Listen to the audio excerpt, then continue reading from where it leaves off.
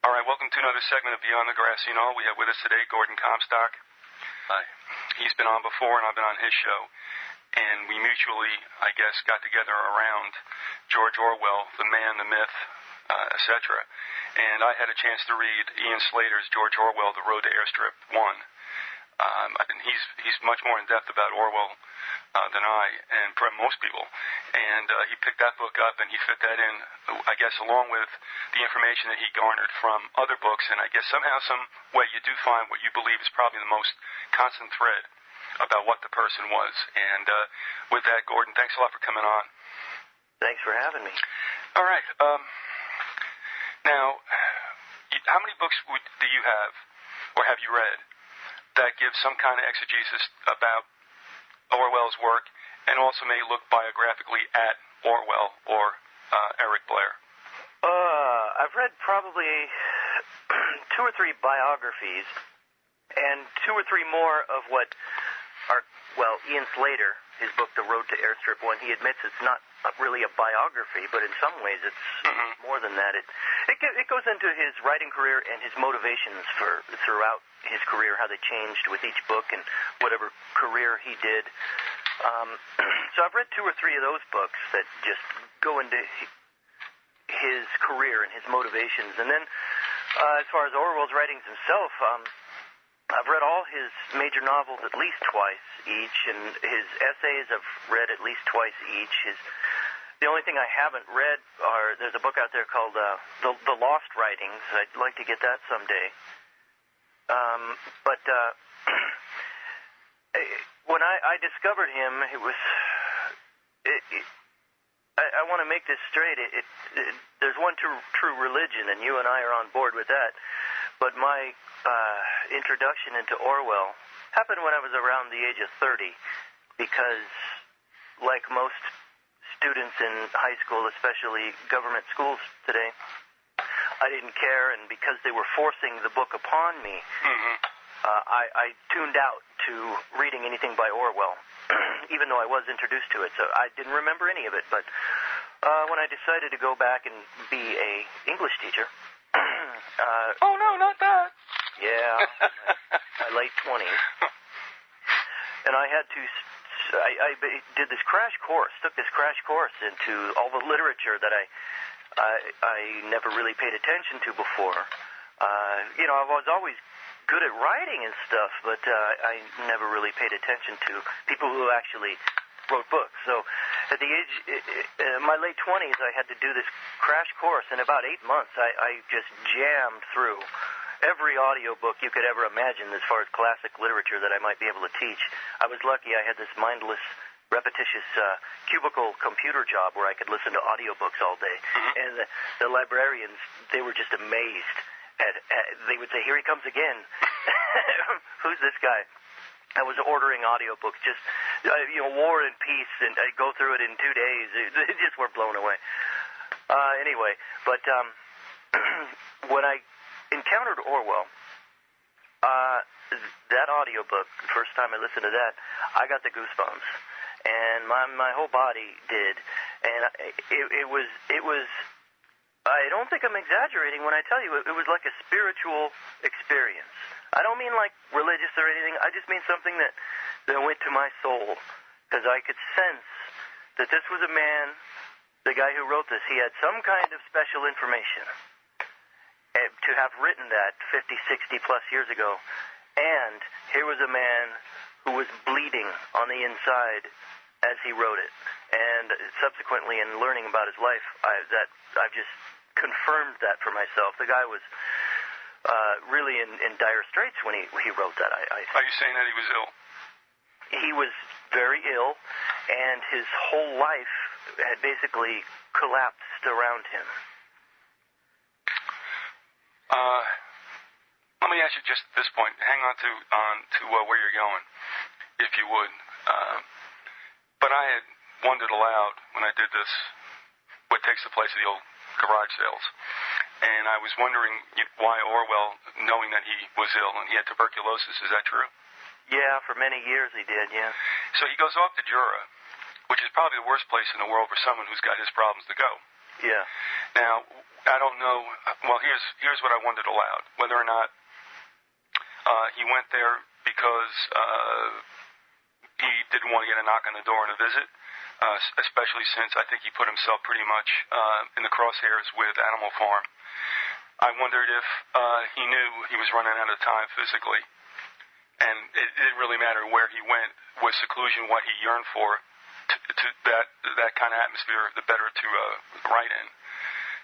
So I don't. Or was he, was he trying to hasten his end and actually race his writing of the book with the end of his life? I don't know if that's important, but the choice to go up there just seems to be rather unwise considering. And yet there is some kind of indication that he was going to leave there, I believe, later on. In essence, when he left, he went to the hospital and died for the most part. Yeah. Why don't do you have any opinion on this? Well, he and his wife, Eileen, had been intending to go up to that island of Jura for quite a while, for a number of years. I'd say at least 5 years. And his wife unexpectedly died right after World War II. This is the one area where Ian Slater, I felt, kind of dropped the ball. It was about his wife, Eileen, and the significance of having lost her. But anyway... I don't really think he dealt that much with it, do you? He spent 2 sentences on it. Yeah. And for that, I mean, Orwell wrote 1984 just a few years after, a couple of years after his wife had died, and his sister died like a year or two after that, and the guy had experienced, he was in a lot of grief over that. I mean, can you imagine losing a spouse? Mm-hmm. Come on. And then Ian Slater, in The Road to Airstrip 1, he devotes 2 whole sentences to that, like, oh, by the way, his wife Eileen died at this time. And then he goes on to claim, does Ian Slater, that Orwell really wasn't fatalistic when he wrote 1984, and he cites some letter that he wrote afterwards to a United Auto Workers, big muckety-muck, saying how he had plans for this and that. If he could just get over his TB, he had these optimistic plans. Well, what I would say to Ian Slater is you're taking just a shallow view of human nature, which he doesn't do curiously through the rest of the book. He goes very well into depth and has great insight into Orwell elsewhere. But I think when Orwell was writing 1984, he was fatalistic. He was suffering through personal grief from deaths in his family, and also he had seen the collapse of his goal of socialism, which at that time a lot of authors were into that. Jack London, Upton Sinclair. You had these idealists who really thought that socialism would work. And you and I know that there is no economic system that works apart from Jesus Christ. But these guys didn't know that, so, I mean, it was in some ways a noble goal, but it was a march of folly also. But Orwell really busted his tail more than anybody else I could think of to further the goal of socialism, to try to help people, really. The guy, more than other people I've studied, had a heart of gold. His work, just like all of our works apart from Christ, are filthy rags. But if we want to just compare filthy rags, just to indulge us, his filthy rags were a lot cleaner than most people. Mm-hmm. But anyway, so his goal of he busted his tail to pursue socialism to the point that he, for long periods of time, adopted poverty by choice. So that he could promote it and to know what it was like, so he could write books about it, to then promote it, to not promote poverty, but to promote the state of poor people and why we should help them out. But then he saw what Stalin did to socialism, and he saw that I think he pretty much came to the conclusion that there may be no hope for socialism. There's no hope for a system of government, because you're always going to have some evil megalomaniac coming along and pervert it. Well, even today, it comes with every generation. I would assume, and that a lot of folks do embrace the platitudes in socialism. And I had a foreign student at St. Leo when I was still there. telling me how nasty and rotten capitalism was, and how socialism looked like the way to go. And I said to her, well, why is that? She goes, well, everybody gets treated equally, and that's when I, let out the quip, equally like dogs. Yeah. So they don't get the whole picture. Secondly, they always seem not to include in the equation that the flesh is corrupt, and sooner or later, any system that even starts out with the best of intentions and may actually achieve it will be corrupted by a nasty group, which does not have to be that large, but they're usually powerful because of money and other forms of power. Well, who's going to be in charge of distributing the goods? There's your king. Well, yeah, you have to have decision makers. That's the other thing. Not everything can be by committee because you'll never get anything done. Yeah. So you do have certain people who usually take the fore in the decision-making process. Now, of course, you can submit that to everyone else's approval, blah, blah, blah. But still, this idea about socialism and these other New Age, now that we call New Age ideas, and systems of what they consider benign government, always preclude the usurping of authority by a nasty, rotten, evil oligarchy. Mm-hmm. And that has happened time and again throughout history, and that's why I said to some folks, why do you think it's going to work this time? It never has before. Would I like it to work like that? Absolutely. But I know better now, and I think that's what happens to a lot of folks when they get into their 50s and 60s. They look back and said, it was a bag of rocks after all, wasn't it? This bit about chasing, high tower ideas and sunshine, equality for all. So go ahead, I'm sorry, Gordon. You hope that by that time people would wake up. Even then, I think it's a small minority who do. Well, I mean, Orwell, again, how many phases did he go through? How many faces? And that gets back to your question about why he went to the island of Jura, the worst climate for his TB. It was Eileen and his plan to do that, and then when she died, he kind of wanted to do it. Ian Slater writes about this. He kind of wanted to do it just to honor her memory. It's like, you wanted to go up there with me. You're not here now. The hell with it. I'm going anyway. I'm going even without you. They did have an adopted son at the time too, and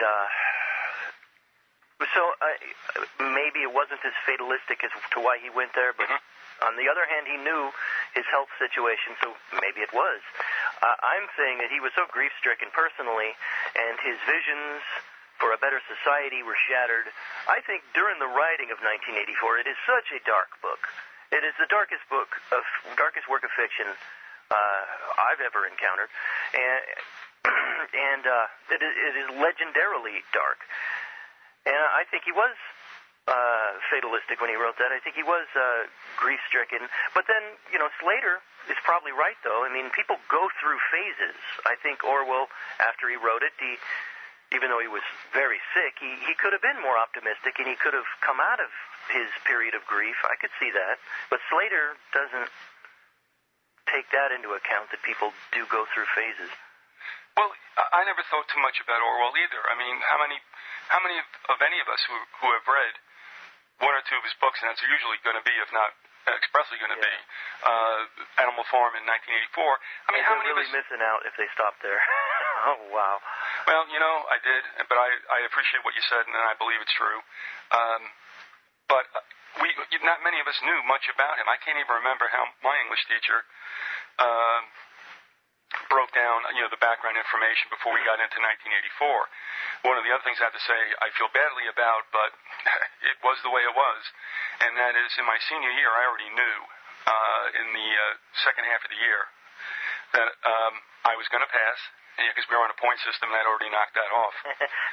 Oh, that's how it is with seniors, I know. Yeah, and secondly, I already signed it on with Fairleigh Dickinson. I had a full ride waiting for me.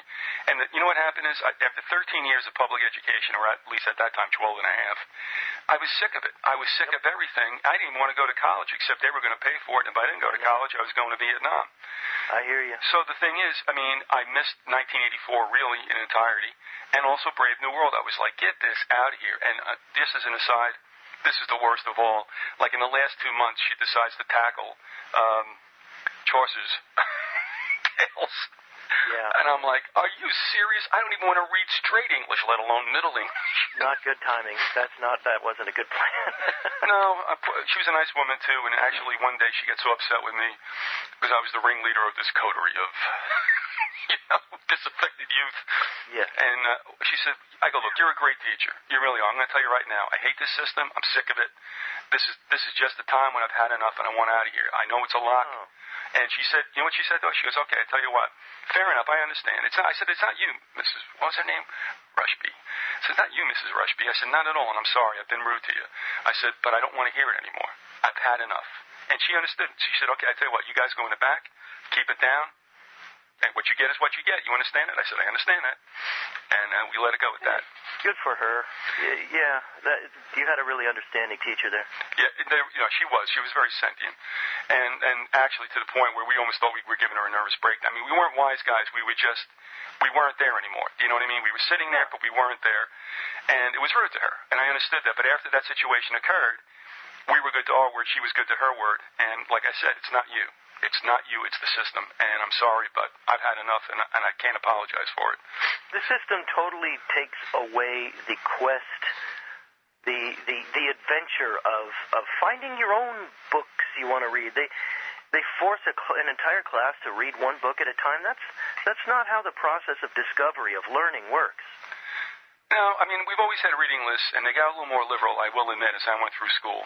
So you can make a choice. Some things were definitely mandatory. And I think I would have been okay with that. But in that weird senior year, especially when you're not hanging on till the last semester to find out whether you're going to graduate or not, you better front load the curriculum or the syllabus or whatever with the heavy stuff. Do not. For seniors especially. Yes, for seniors. That's what I'm talking. Don't. After January, They're so tuned out. I know. Viz is gone. Viz is gone fishing. So, at any rate, I digress. But what I'm saying is, I never did have, a background on Orwell. I just, there's that one photo you see all the time. He looks a little bit saturnine. Oh, his temperament was totally saturnine. He was a dour individual. But again, on the inside, he was a really hell of a good guy. In earthly terms, in secular terms only, I know. Right now, I'm only dealing with Slater's book for the most part. Yeah. And like I said, I thought chapter 10 and 11 had the really good stuff. But you're right, it did, yeah. But it did show me that here's a guy that was a work in progress, and not he wasn't just dabbling with giving speeches and play acting socialism, standing on a soapbox, in Kensington Square or whatever. But he goes down to Spain, and I think he probably ducked more bullets than Hemingway did. Oh, well, he got shot in the neck and was a millimeter away from death. There you go. He wasn't driving any ambulance. And he writes about that in the book he wrote on that, Homage to Catalonia. Right. He spends a couple of pages on what it's like, on his experience being shot and then in the hospital. And he writes about it with such marvelous understatement. It's like, so this is what it's like being shot in the neck. It's like, oh, man, a millimeter away from death, and he doesn't make a big deal out of it in the book at all. It's incredible. This guy was a gutsy guy. Well, he must have realized, too, as he's gone through these phases of socialism on the European continent, that, you know what, this ain't working either. Now, Slater kind of was critical, and perhaps rightly so, that Orwell doesn't give us any solutions. And I would say, well, maybe, Ian, because there aren't any, and that's the way yeah. And I, if I were in Orwell's shoes, I'd say, let's just call in the dogs, pee on the fire, and get on up to Europe, because there is no way out of this. Yeah, there you go. Yeah, and so you could see through at least what Slater broke down, that there was a man that was changing, and radically and deeply, and for good reason, until finally, what I think probably, and I'm going to ask you about this, Gordon, take it away, but I'm wondering if his experience with the BBC, might have just soiled his soul enough where it was like, I know where this is going. I understand the blueprint. I actually worked for the Ministry of what? Propaganda, they called it? Yeah, and his wife was high up in the censorship department of the BBC, yeah. And after it was like, I'm out of town. What do you think? I mean, do you think that experience with the BBC was the coup de grace somehow, some way, where he just said, look, I got to get out of here, and probably maybe even make some recompense?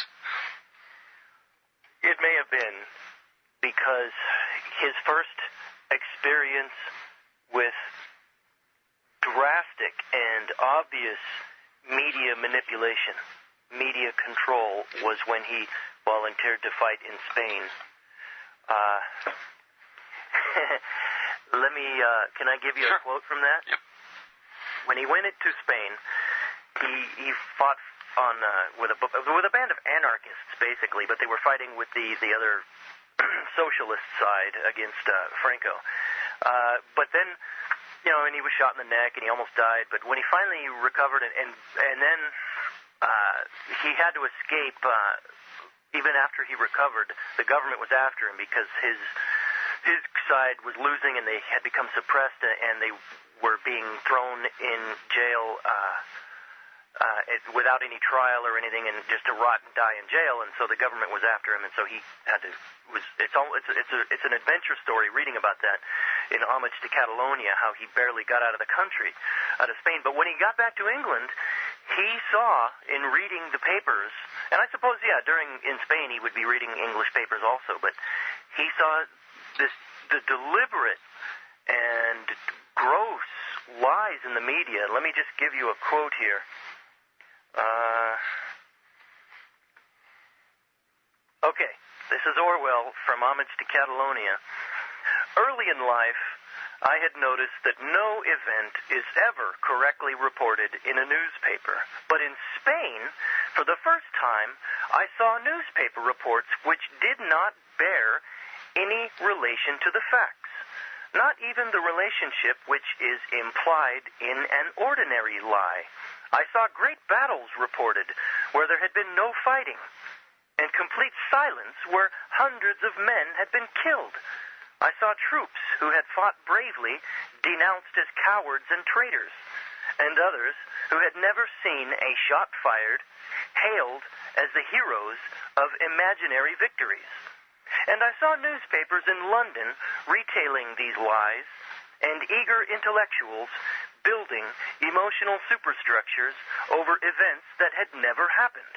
I saw, in fact, history being written not in terms of what happened, but of what ought to have happened according to various quote-unquote party lines, end of quote.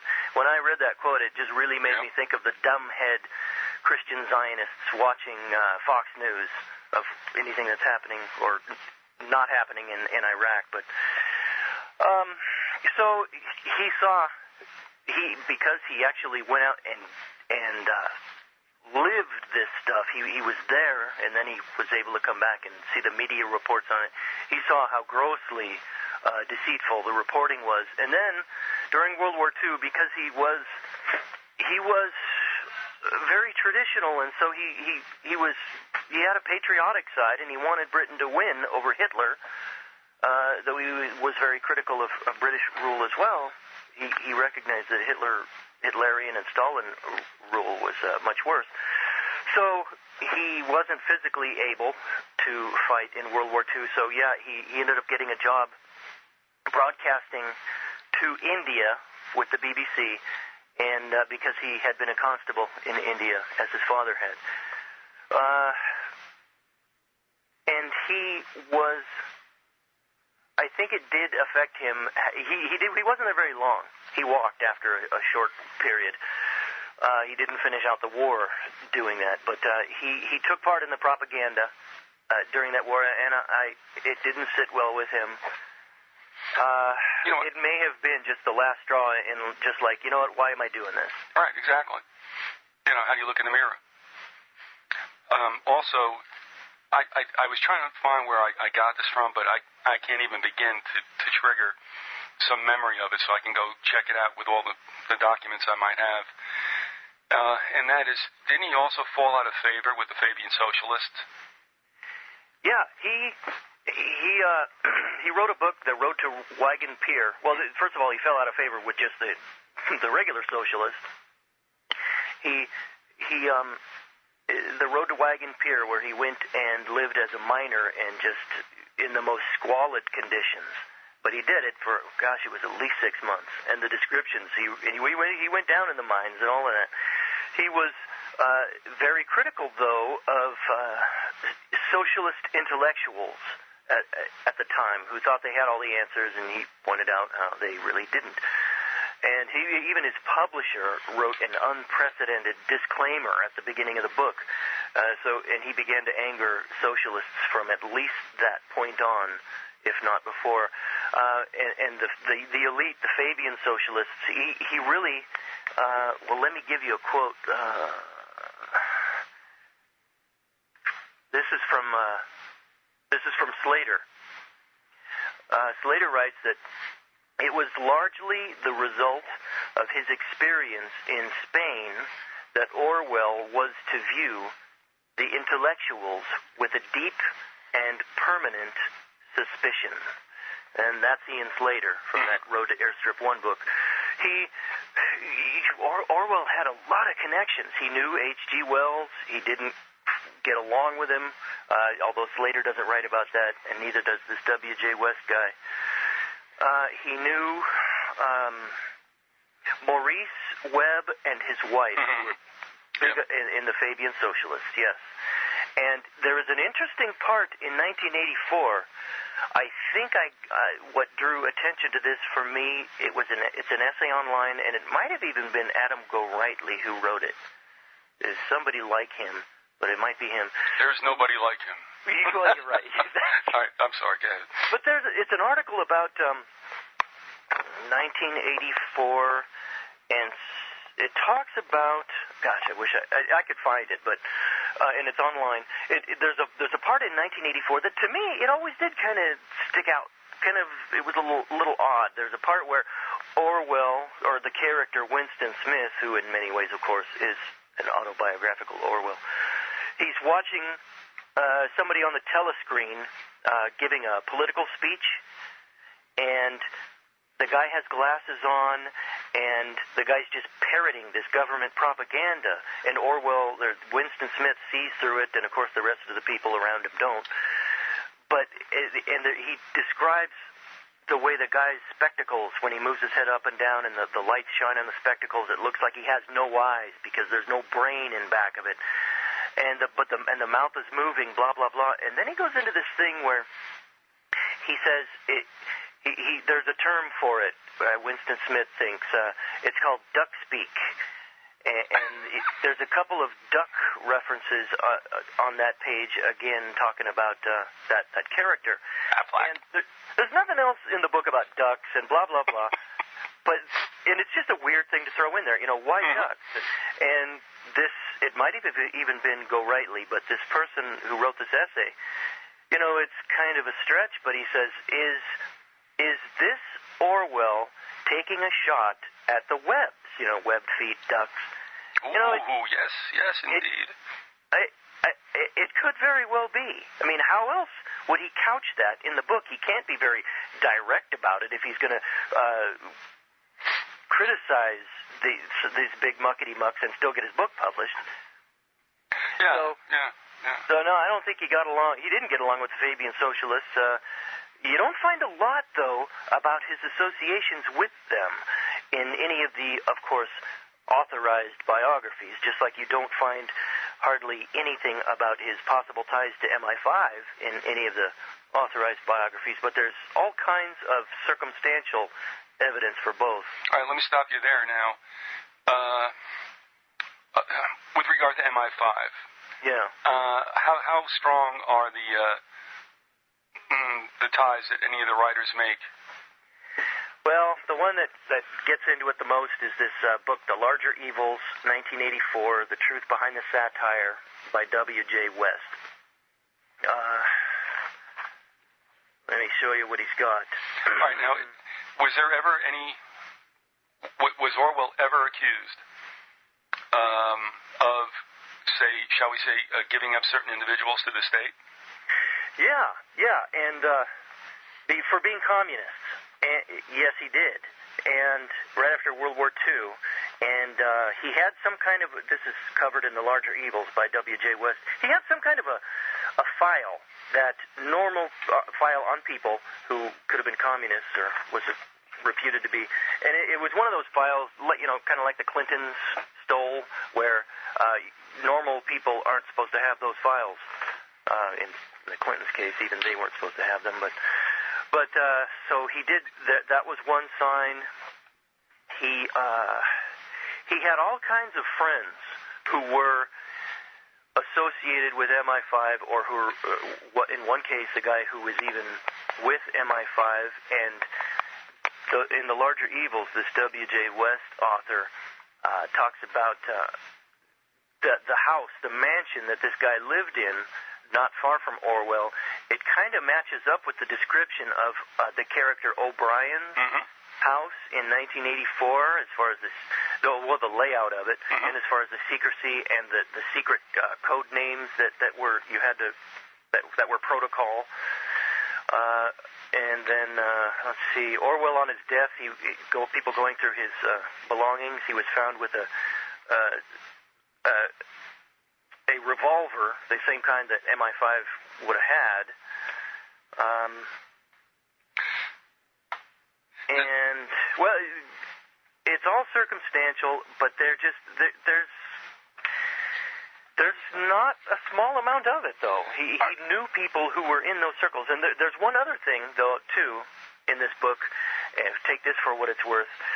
This is contemporary. A CIA officer, contemporarily, he flat out told this W.J. West author that Orwell was a member of MI5.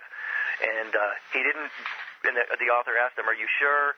And the guy said it was positive. The guy didn't recant it, but there was no proof exchanged, put it that way. Well, now MI5 would be what the FBI is to the United States, with MI6 being what the CIA is supposedly. And W.J. West makes the point that MI5 is what Orwell modeled the thought police after, because MI5 were the people in charge of censorship as far as searching through people's homes for illegal books. Oh, that reminds me, during World War II, when these searches were going on from MI5, this is covered earlier in the book, Orwell had, I think it was because he had mailed away for some Henry Miller books, and at the time Henry Miller, the author, was kind of very risque. And things like that, any kind of even porn was against the law, and or anything political, I suppose, too. But anyway, Orwell had his house secretly broken into and searched by, I'm not sure if it was MI5, but some police entity. And what happened after that, though, two things this W.J. West guy points to maybe being signs of Orwell's MI5 connections, or at least some kind of high connections. Orwell got a high-level apology letter from the police, and Orwell was not, he had these books that were against the law, but he was not prosecuted at all, which apparently was unusual for the time. And so those two things make you kind of think, there's a lot of fishy stuff going on with this guy. Orwell, on the one hand, he was very open. All his flaws, he was a regular guy as far as he let his thoughts be known and his thought processes, and so you see his flaws and contradictions, unlike guys like Wells and Huxley, who were like robots and thought they were perfect, and so they hid all their flaws, elitist scum. But on the other hand, Orwell, I think he had this secret side. Just a really enigmatic guy. I'm just wondering, though, after all was said and done, when he got himself off to a nunnery of his own making, which would be Jura, I wonder if he just was also looking for expiation and found that in writing 1984. I see where you're going. Yeah, that could very well have been. Hey, listen, at this point, let's just stop and say we're talking with Gordon Comstock. The website is ministryoftruth.com. And, GordonComstock.com. You have GordonComstock.com as well? That's the one I have. Gordon, ministryoftruth.com was already taken. Oh, but you do? Okay, so, all right, dumbhead me. All right, so... GordonComstock.com, yeah. And when you get to the homepage, it says Ministry of Truth. Yeah. I never even look in the URL anymore. Honest to goodness, I don't. So when you give me a link, when you're posting something lately, like the stuff from, what was it in the movie? The one with... Oh, man. When you get attuned to this stuff, you start seeing it everywhere. Movies with Masonic symbology embedded in it. It was in a Disney movie, that movie Heavyweights. There's a couple of pretty blatant Freemasonic references. Well, the comedian, of course, I don't know if it was more dialogue than a visual. Ben Stiller. Yeah, wasn't he involved in something in that movie with regard to that? Yeah, Ben Stiller and his longtime comedian parents. They make a reference to 32 and 33 degree, and it's pretty obvious it's Freemasonry. And there's another reference to I want to show you the light. That's like the mantra of Freemasonry. Well, of all occult, it's all about the motif of light. Yeah. And they used the lamest excuse to be able to get that in there. His father was supposed to be a lamp selling mogul, and so he replaced all the new lights in this summer camp. Oh man! Well, and by the way, you can see that on Gordon's website. And I apologize if the Ministry of Truth, but that's what I always see when I pull up the homepage. But Disney, from the time when Walt began it, always had a little thread of occultism going through it. That's what I've heard, yeah. Well, you can take a look even in when he has, Mickey in the... Fantasia. Fantasia is... Yeah. Oof. I tell you what, that one segment, Bad Night at Ball Mountain, I remember looking at that when I was, in the late 50s. And it although it was beautiful, it was tremendous animation. It was dark, and it left me, one of those things when you're a kid, it's like, okay, this is make-believe, isn't it? When the mountain unfolds and all the demons come out and all this stuff, holy mackerel. Yeah. But even now, I just got an email from Andy Sr. lamenting that, I guess, two members of his wife's family are, completely hooked into this Hannah Montana thing. And he was just saying about how, the mind-op with Disney continues. And so what you just mentioned also with Stiller and stuff, I mean, they're also weavers of fantasy, and they're also the wavers of the wood of the holly. And, Walt definitely was up there, and that part is continuing. Our friends might blame it on the Jews, but Walt was right there at the very beginning. Yes, in the 30s. The entirety of Hollywood must just be loaded with Masons, because once you're in tune to this stuff and you start seeing it, you just watch a movie and then you hear something or you see something and you do this double take like, no way, is that another little sign? So they're in there. They put them in there. And again, this is treated to a certain degree on Gordon's site, GordonComstock.com. If we anything else too, by all means, if you want to alert folks to what's on the website. And you're also involved in a bit of a loosely connected network, aren't you? I'm saying that because Yeah, it's not really a network, because it's just kind of an amalgamation of like-minded people, you would say, or like-spirited, like-minded Bible-believing podcasters who are awake to the political realities of the world around us, unlike the majority of Christians. And I'll tell you, the guys I listen to most right now online, I grew up a big talk radio listener, and now that's all gone. It's a wasteland of propaganda. But thank God for the internet for now. But even then, then I graduated, as you know, to the so-called Patriot networks, and that did me for a while until you, thank you for weaning me off of those corrupt entities. But now I'm left basically because I got to listen to stuff. I mean, I'm an audio learner.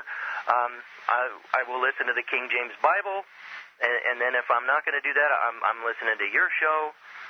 Or I'm listening to Randy Moggin's, the Threshing Floor Ministry, because, boy, is he ever awake to what's going on.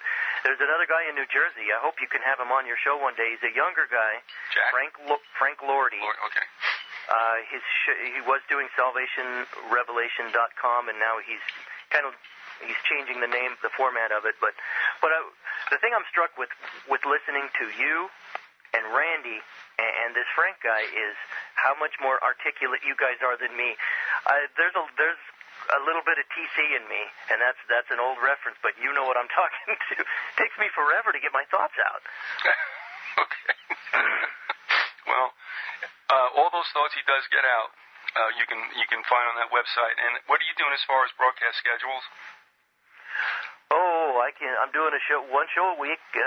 Once in a while I can do two, but mostly it's one show a week, and I'll put it up late Thursday night or early Friday morning. Okay.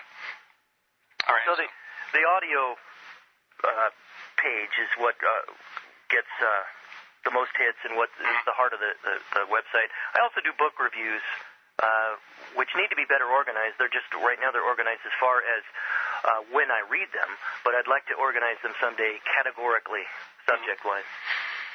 All right. And right now we're talking about George Orwell, a.k.a. Eric Blair. I guess that should be the other way around. And a point I'd like to springboard off this second half of the show. Two things. One, do you think that the Fabian Socialists' involvement with Orwell or vice versa is also little known and little talked about or written about because he might have been basically ostracized, and so all that stuff is expunged, at least from their side of the equation? I would suspect that, yeah. Yeah, I mean, that would make sense also. It's like, you were never here. And it's like, if he was in MI5 or somehow working for them, would they ever tell us? No. And you know what's interesting, too, is how would you place a timeline?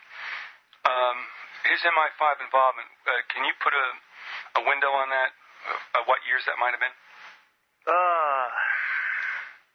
Yeah, I don't know. W.J. West doesn't do that either. Was it pre-World War II? Or up Probably not. If it was pre-World War II, it wasn't by much because he wasn't part of it in Spain. At least it strongly suggested that he was not. He wouldn't have been part of that in Spain, but he would have been known to any kind of British intelligence because of just by the fact of his having volunteered for something like that. All right, I want to tell you an anecdote that I was privy to, but because it bears out how this could happen. Is it a possibility that he was also a mole, if you will, during the days he worked for the BBC? Because obviously you're getting a lot of information in there. Yeah, W.J. West goes into that, yeah. All right, and when did he get that famous visit, which was kind of comical, in fact, by two agents? I don't know if that was the MI5 or not. I forgot. You've got it. It's in Slater's book, where he had just gotten done with, I guess, Animal Farm, and he was getting a visit saying, "You're a little bit too hard on the Ruskies." Remember he got that visit? No, I'm not recalling that. All right, well, that's real interesting because I want to, if you can fix what year that is, and you'll find it, where he gets a visit from two agents, and they're like, yeah, could you probably change, blah, blah, blah, and he's not going to change a thing. And they were really pretty funny. So he got a visit after the writing of Animal Farm. Do you remember what year Animal Farm was written? He wrote Animal Farm in the middle of World War II, or 43, I think it was, but he couldn't get it published for a couple of years. It was too hot. Because the Brits were, the main storyline or government line was that because it was too critical of Stalin and the Russians with whom the UK was trying to curry favor. Well, that's one thing that drove him nuts and made him come up with Animal Farm was when he was fighting in Spain, and prior to that, in the British press, Stalin was, of course, the mass-murdering thug that he was. But then, when World War II started and they needed Russia for an ally, he saw the British press just do an overnight flip-flop, and suddenly it was Uncle Joe. Well, let me share this with you because this is the way things really work. And if you don't think people in newspapers are giving up other folks, this is not anywhere near as nefarious. So let me just spit this out. In 1975, it's interesting. I was playing for a semi-pro team whose manager happened to be FBI, and we had one agent on the team, and later there would be two of us who would go into the Hoover building. And back in the early 70s, like 70 through 73, I had played for another semi-pro team whose manager was working in the New York Times. And laugh out loud about this, he was a co-worker of my wife's father, whom I would not meet for another, 10 years. So all roads lead to Kevin Bacon. But anyway, what happened was, I couldn't believe it, but the FBI guy tells me, "Oh, you played for so-and-so." And I said, "Yeah, you know." He goes, "Oh, yeah." He goes, "Yeah, he used to help us out at the New York Times." So here this guy is going through information and feeding it to the Bureau, whatever he can get his hands on from the New York Times. And I told this other guy who was bound for the FBI, he never made it to the academy. He's going, "I can't believe he told you that." But anyway, that's the way it is. Now, one of them is deceased. The agent might also be deceased now. But I mean, it was just one of these things where don't you ever believe that the government isn't into newspapers for what they can find out on folks as well. Wow. So, there you go. I mean, the reason I bring that up is because here's Orwell working in an information outlet and being tapped on the shoulder. And he has all these mysterious ties to MI5, circumstantially at least, yeah. So anyway, that's my war story, but that's the way things really work. So, to get an insight to that was kind of cool. And yeah, there is a section, a couple of pages in this other book that talks about, there's one guy in the BBC working with him, he suspected that Orwell was a mole. Yeah. Now, with all that he went through, and prior to the writing and perhaps a stimulus for the writing of 1984, I get the impression, let me throw this by you, that he realized that he got it. That no matter what system it was, whether it was his much-hated communism under Uncle Joe, whether it was supposedly benign socialism under whoever was running the show in the UK, or capitalism in North America, or at least in the United States, that all systems basically were rigged. Let me give you a quote of his. This is from the Slater book. Orwell did see more clearly than most that totalitarianism is equally at home on the left as it is on the right. And here's a quote from Orwell. The two, meaning capitalism and communism, are rapidly evolving towards the same system, a form of oligarchical collectivism. Hence the book inside the book. Yeah. Yeah, so he understood, yeah. Well, and here's the situation. I don't know how people are going to deal with it, but it has to be dealt with, or else they're going to go ahead and stay in the land of wishful thinking until they finally get dragged out of the house by their boot heels. And that is, all the systems are rigged. That's the way it's always been. And, of course, what I do here, and I think it's pretty well documented and validated, that, you know what, it's always been this way. Whether it was the creation of the United States or any other nation state, it's always been about the money. It's not been a place to bring your huddled masses yearning to breathe free. It's about opening markets, because the whole idea of mercantilism and the idea of human government is antithetical to Jehovah. That's what we got when we decided not to go by divine law. And that's a big chunk to chew, but that's just it. I'm sorry, if you're looking for human answers, you are in deep sneakers. And God knows God does know what people are going to do if they feel they have to, stay with the human construct when it gets crazy. Orwell probably did not have Christ, and did the best he could. But, I don't think there's a Malboge in heaven or hell where there is a place for virtuous pagans. Well, that's one of the things that draws me to him. Here I am, a believer in Jesus Christ, and I really find myself admiring this non-believer. Mm-hmm. The guy was a stud, I got to admit. Yeah. His intuition was incredible, because just in reading parts of this Ian Slater book, I mark up all my books now. I dog ear them. There were parts where I marked, like, Orwell's describing what's coming, what he senses coming, sees coming politically, and it seems like he is snuffing out the coming of the Great Tribulation. There's another part where he's talking about media control and the deception people are going through. It seems like he's snuffing out, he's smelling the coming of the strong delusion that the Bible warns about.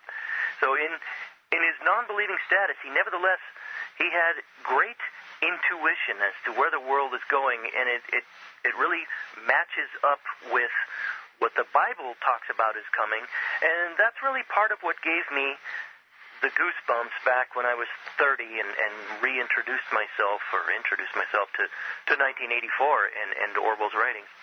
Well, I'm going to hold you right there, and we're going to do more than one show on this. So I was going to ask you for a second if we could, because of what you just said now, I'd like your take on what I'm going to posit, okay? Yeah. I did this in these days, Volume 1. That's in the audio archives now. Yeah. And that is, I think Orwell was around enough to know what he had gone through, what it really was, and where the world was going. And I say that because, to me, whether you want to call it spiritual, and I think it is, there seems to be this scripted world wars of the 20th century. And we hear all this chatter, if you will, about World War III. Now, what I had said in these days is, a lot of folks, not everybody, talks about the Mazzini-Pike letter that there'll be a third World War. It'll be about extirpating Muslims and such. Well, it'll be about extirpating monotheism and secularism. Yeah. All right, now, okay, so that was written somewhere in the late 19th century. Yeah. Then, as I was going through, some of the folks that were foretelling the future, either geopolitically or through futurism, and they all come out of London. Oh, yeah. And so we have, as I had said, we have Mackinder, the first geopolitician who in 1904 broke out probably what would be the scenario for the last empire, hence World Island, hence the Heartland. Obviously, we've said it ad nauseum that Brzezinski played off that for his book, The Grand Chessboard. But we also have that very interesting individual, Robert U. Benson, who converted to Catholicism. It was on 9/11, in fact. When I said it to the Collins brothers, they all sit there and gag for a second. It's like, all right, guys, you don't have to buy into this. It's okay. But he writes Lord of the World. And in it, he sees a three-power fulcrum on the earth. Yep. And one of them included what he called the Eastern Empire, which was mainly China and Japan. East Asia, yeah. Yeah, so there you go. So you've got Mackinder seeing that there would be two powers on the continent. I'm saying that still works out to be three because he didn't talk too much about Europe or Great Britain and the United States. Yeah. So you still have a two-power thing happening on the continent, and that comes out to what? Russia and China, or Asians and Slavs, whatever you want it to be. So you've got Benson, you got Mackinder, and then you got Orwell, all talking about what looks like a three-superpower construct on the globe. Interesting that it all came out at the same time. Now, Orwell trails that somewhat because Mackinder came out in 1904. I believe Benson wrote his book in 1907 or 8. Mackinder came out in 1904. So what was going on that there was this, was it an understanding? Were these people prescient? It just looks like we know there's going to be a third one. And how do you know that? And what or whom are you guys tied into? That this would be so much agreed upon, if you will, from separate viewpoints. So, again, did Orwell know that there was going to be a third one? I would really like to find out more on that. I think it would necessarily tie into what he learned from having been associated with the Webbs and with H.G. Wells, and you just don't find much literature on that, and gee, I wonder why. Well, and the other thing, too, is Cecil Rhodes. And and his successors all believed it was the white man's burden to rule the world. And they also were very smarmy and obviously correct in saying they could bring in the dumb beast, the United States, to come in and fight the wars that their best blood no longer could. And that happened. And again, this is, Rhodes dies, I think, before 1910. And this is what his will was, which was later carried on by Lord Milner in his kindergarten. Yeah. So, I mean, it's centered in London. I don't know expressly if it's the city of London, but in and around London, that these people would all come up with the same kind of thesis, I think. And I don't think that's a coincidence. And I think that speaks. I mean, the horrible truth of it is that this is all scripted, and there's another one to come down the pike. Yep. All right. The other thing, what's the matter? I'm just thinking, it all comes out of London, and then there may be a ruler over London, and as you... Oh, there is. It's the I-Man. Yeah, there's no two ways about it. The two power centers are the nation-state of the Vatican, and you can almost call it the nation-state, the city of London. Yeah. No, I'm not cutting them out whatsoever. In fact, what the I-Man also gave information to the effect that when he had his little income tax situation, it was interesting that the Vatican, which I just think is a front also, the Society of Jesus runs everything, but the Vatican and the Pope are much like the president and the cabinet. They put on in D.C. We don't make decisions here, but we're going to make you think we do. Yeah. And so what did the Vatican do?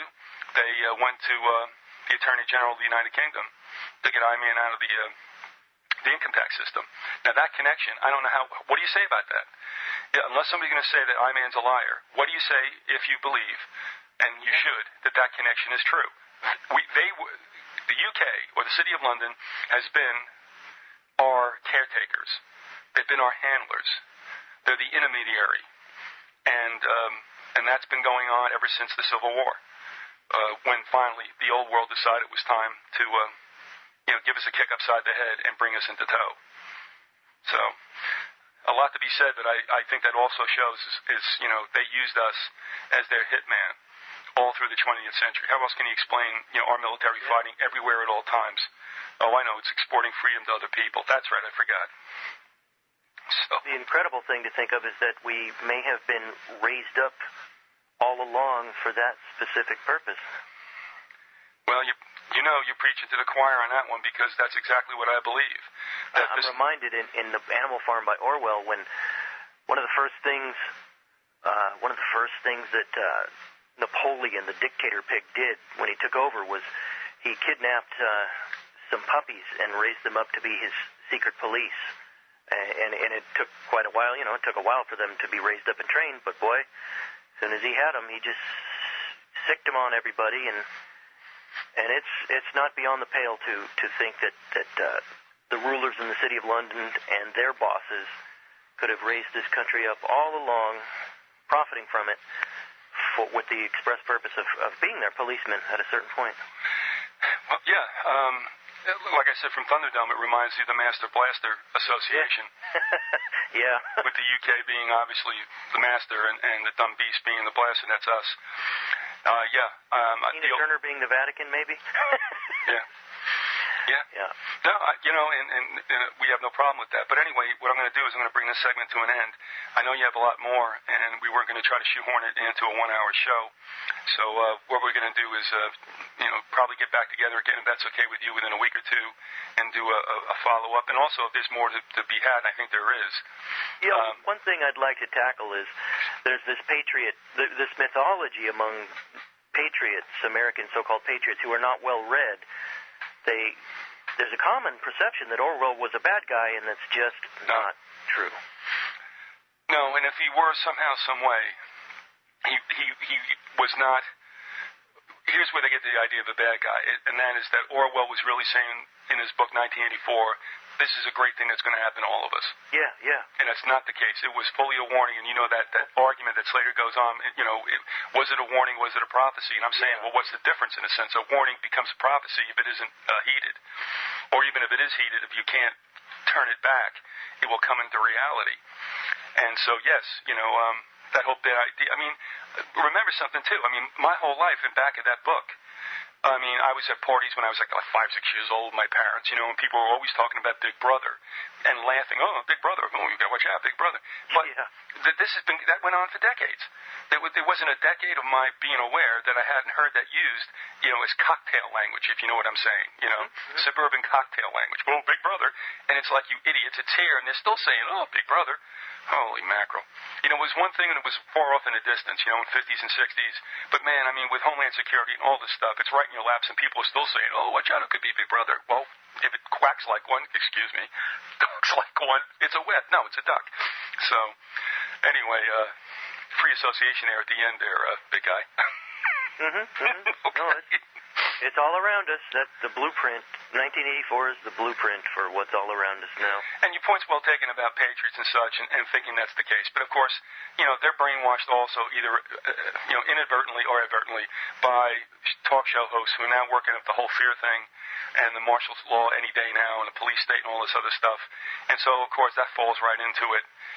And as I-Man said, you know, the patriots will only go so far in research or what they want to read or believe, so long as their schema is proved right. They won't go any further if it turns out that it does bring up questions about what they believe. Yep.